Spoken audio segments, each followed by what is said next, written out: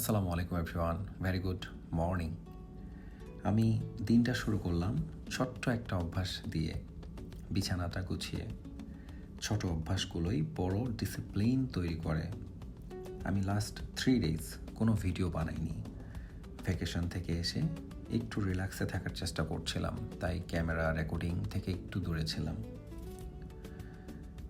এরপরে আমি রেডি হয়ে বেরিয়ে পড়ি ব্রেকফাস্টের জন্য। আমার কাছে ব্রেকফাস্ট মানে শুধু একটা খাবার না, এটা একটা সারাদিনের fuel. Healthy food, enough protein আর কফি। এরপর আমি রেডি পুরোটা দিন জিতে নেওয়ার জন্য। আমি বাসায় ব্রেকফাস্টে শুধু ডিম আর ওটস গরম পানি দিয়ে মিশিয়ে খাই, বাট যখন লেওভারে আসি হোটেলে এই কমপ্লিমেন্টারি ব্রেকফাস্টে আমি ডিম 5টা খেয়েছি অ্যান্ড এখানে oats with some dry fruits, nuts and দুধ মিশিয়ে খাই মধু দিয়ে। এখানে আমার অলমোস্ট 40 গ্রাম প্রোটিন কাভার করে। সো এটা ইনাফ সারাদিনের এনার্জির জন্য।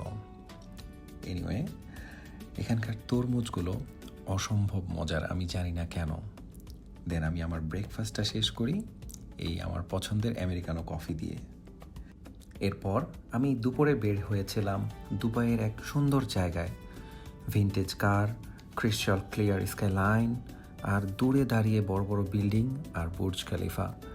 সৌন্দর্য ছিল অসাধারণ, বাট দুবাইয়ের গরম মনে করিয়ে দিল প্রকৃতির সঙ্গে কখনো জেদ করা যায় না।